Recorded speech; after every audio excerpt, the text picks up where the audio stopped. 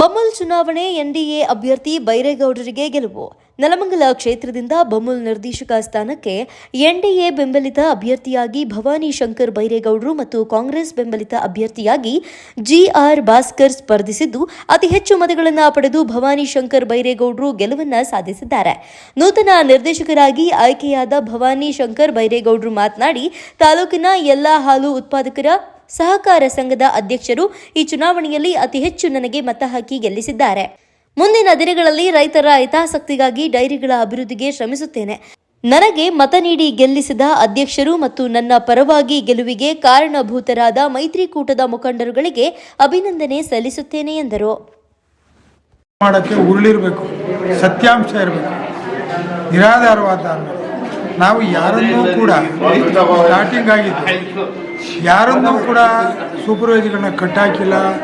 ಯಾವುದು ಅವಾಚ್ಯ ಶಬ್ದಗಳಿಂದ ಕಟ್ಟಾಕಕ್ಕೆ ಅಂದರೆ ಅವರು ಕೂಡ ನಮ್ಮ ರೈತರ ಮಕ್ಕಳು, ನಾವು ಅವರು ಒಡನಾಡಿಗಳು.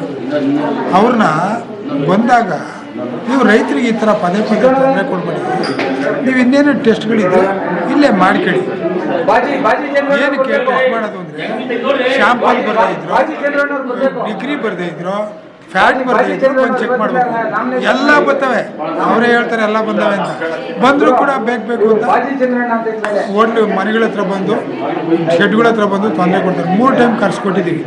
3 ಟೈಮ್ ಕರ್ಸ್ಕೊಟ್ಟಾದ್ಮೇಲೆ ಕೂತ್ಕೊಂಡು ಮಾತಾಡಿದ್ದೀವಿ. ಎಲ್ಲ ಮಾತಾಡ್ಕೊಂಡು ಹಿಂಗೆಲ್ಲ ಮಾಡಬೇಡ್ರಿ ಕಣಪ್ಪ ಅಂತ ಹೇಳಿ ಕಳಿಸಿದ್ರೆ ಹೋಗಿ ಕಂಪ್ಲೇಂಟ್ ಕೊಡ್ತಾರೆ, FIR ಮಾಡ್ತಾರೆ.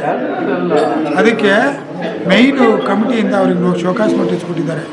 ಯಾರು ಮಾತು ಕೇಳಿದ್ರೆ ನಾವು ಪರಿಶೀಲನೆ ಮಾಡಲಾಗಿ ಇದು ಸುಳ್ಳು, ನೀವು ಮಾಡ್ತಕ್ಕಂಥ ಯಾವುದೂ ನೀವು ಅವಾಚ್ಯ ಶಬ್ದಗಳಿಂದ ನಾವು ಬೈದಿಲ್ಲ, ಯಾವುದೂ ನೀವು ಕೂಡಾಕಿಲ್ಲ, ಯಾವುದೂ ಮಾಡಿಲ್ಲ.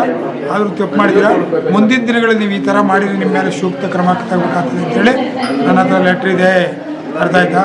ಆದ್ದರಿಂದ ಈ ಒಂದು ವಿಷಪಾತಕವಾಗಿರ್ತಕ್ಕಂಥ ಭಾಸ್ಕರ್ ಪ್ರಸಾದ್ ಅಂತ ಜಂತು ಅವ್ರ ಕೈಲಿ ಇದನ್ನೆಲ್ಲ ಮಣ್ಣು ತುಳಿಸೋರು. ಇವನು ಹೇಸಿಗೆ ಅದನ್ನು ಅವ್ರ ಕೈಯಲ್ಲಿ ತುಳಿಸ್ತಾ ಪಾಪ. ಅವರು ತುಳಿದು ಅನೇಕ ತೊಂದರೆಗಳು ತಡೆದು ಸತ್ಯವಾಗೂ ಅವನು ಬರಲಿ, ದೇವಸ್ಥಾನದ ಹತ್ರ ನಿಂತ್ಕೊಳ್ಳಿ, ನನ್ನ ಹಾಲಿಗೆ ಯೂರಿಯಾ ಹಾಕಿದ್ದ ಅಂತ ರಿಪೋರ್ಟ್ ತರಿಸೋದು.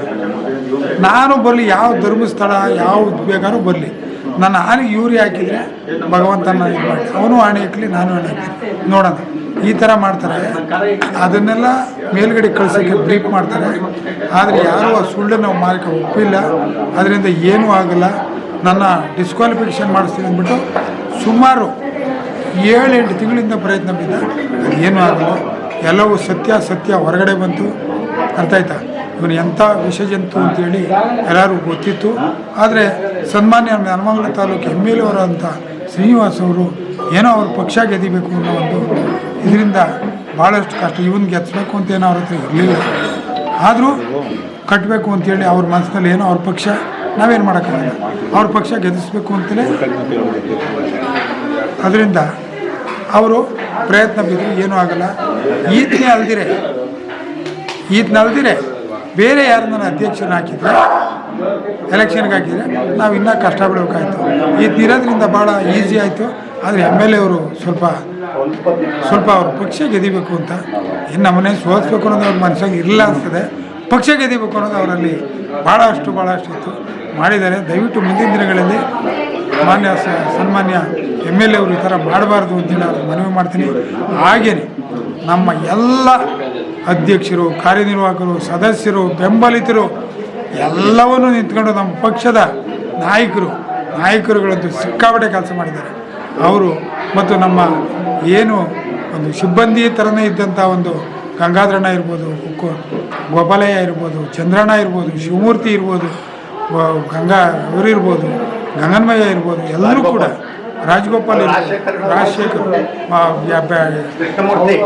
ಕೃಷ್ಣಮೂರ್ತಿ ಇವರೆಲ್ಲ ಕೂಡ ಭಾಳ ಶ್ರಮ ವಹಿಸಿ ನಮಗೆ ಫಸ್ಟು ಎಲ್ಲಿ ಸೊಸೈಟಿಗಳಿವೆ ಅಂತಲೇ ಗೊತ್ತಿರಲಿಲ್ಲ. ಇವನ್ನೆಲ್ಲ ಕರ್ಕೊಂಡೋಗಿ ತಿರುಗಿಸಿ ನಮ್ಮನ್ನೆಲ್ಲ ಅವ್ರವ್ರ ಮನೆಗೆ ಹೋಗಿಸಿ ಅನ್ನೋದು ಎಲ್ಲ ಅವ್ರಿಗೆ ಗೊತ್ತಿತ್ತು. ಭವಾನಿ ಶಂಕರ್ ಅಂದರೆ ಅವ್ರಿಗೆ ಗೊತ್ತಾಗ್ತಿತ್ತು. ಈ ಭವಾನಿ ಶಂಕರ್ ಅಂತಕ್ಕಂಥ ಸಂಸ್ಥೆ ಒಳ್ಳೆ ಕೆಲಸ ಮಾಡಿದೆ. ಯಾರಾದ್ರೂ ಅಪ್ಪ ನಿಮ್ಮ ಮನೆ ಸಿಮೆಂಟು ಭಾಳ ಒಳ್ಳೆಯ ಸಿಮೆಂಟ್ ಕೊಟ್ಟಿದ್ದೀರ, ಭಾಳಷ್ಟು ನಮ್ಗೆ ಹೆಲ್ಪ್ ಮಾಡಿದ್ದೀರ ಅಂತ ಅನ್ನೋ ಇದಿತ್ತು. ಆ ಒಂದು ಕಾರ್ಡ್ ಮೇಲೆ ಬೇಕಾದಷ್ಟು ಏನೋ ಮೋಸ ಮಾಡೋದು ಸ್ವಲ್ಪ ನೆನೆ ಬೆಳಿಗ್ಗೆ ಕಾಸು ಹಂಚ್ಕೊಂಡ್ರು, ಹಂಚ್ಕೊಳ್ಳಿ ತೊಂದರೆ ಇಲ್ಲ. ಆದರೂ ಕೂಡ ನಮಗೆ ಇದೆ. ಏನಿಂತ ಓಟ್ ಹಾಕಿದಂಥ ಎಲ್ಲ ನಮ್ಮ ಹಾಲು ಉತ್ಪಾದಕರ ಅಧ್ಯಕ್ಷರುಗಳಿಗೆ ನಾನು ಭಗವಂತನಲ್ಲಿ ಪ್ರಾರ್ಥನೆ ಮಾಡಿ ಅವರ ಪಾದಗಳಿಗೆ ನಮಸ್ಕಾರ ಮಾಡಿ ನಮಗೆ ಒಳ್ಳೆಯದಾಗಲಿ ಮುಂದಿನ ಅಭಿವೃದ್ಧಿಗಳು ಸಾಕಷ್ಟು ಸಮಸ್ಯೆಗಳಿವೆ. ಈ ಒಂದು ಇದರಲ್ಲಿ ಸಮಸ್ಯೆಗಳಿವೆ. ಇವತ್ತಿನ ದಿವಸ ರೂಟ್ ಡಾಕ್ಟ್ರು ಅಂತ ಇಕ್ಕಿರ್ತಾರೆ. ಅವ್ರು ಬರ್ತಾರೆ, ಅವ್ರ ಹತ್ರ ಇನ್ಸ್ಟ್ರೂಮೆಂಟ್ ಇರೋಲ್ಲ, ಏನೋ ನೆಗಡಿ ಕೆಮ್ಮ ಬಂದಿದ್ರೆ ಒಂದು ಔಷಧಿ ಕೊಟ್ಟು ಅಷ್ಟೇ. ಅಷ್ಟು ಬಿಟ್ಟರೆ ಇನ್ನೇನು ಮಾಡೋಕ್ಕಾಗಲ್ಲ. ಏನಂದರೆ ಒಂದೊಂದು ಕಾದಾಡಿ ಸೊಂಟ ಮುರ್ಕೊಂತವೆ, ಕಾಲು ಮುರ್ಕೊಂತವೆ, ಕೈ ಮುರ್ಕೊಂತವೆ. ಆಮೇಲೆ ಯಾರೋ ಪ್ಲಾಸ್ಟಿಕ್ ಎಸ್ತಿರ್ತಾರೆ, ಅದನ್ನು ತಿಂದ್ಬಿಡ್ತವೆ. ಅದನ್ನು ತೆಗಿತಕ್ಕಂಥ ಕೆಲಸ ಆಸ್ಪತ್ರೆ ಬೇಕು. ಅದನ್ನು ನಾನು ಭಾಳಷ್ಟು ಹೋರಾಟ ಮಾಡಬೇಕು ಅಂತ ಕಡಿತೀನಿ. ಅದೇ ಥರ ನೆಲಮಂಗಲ ತಾಲೂಕಲ್ಲಿ ಒಂದು ಯೂನಿಯನ್ ಮಾಡಿಸ್ಬೇಕು.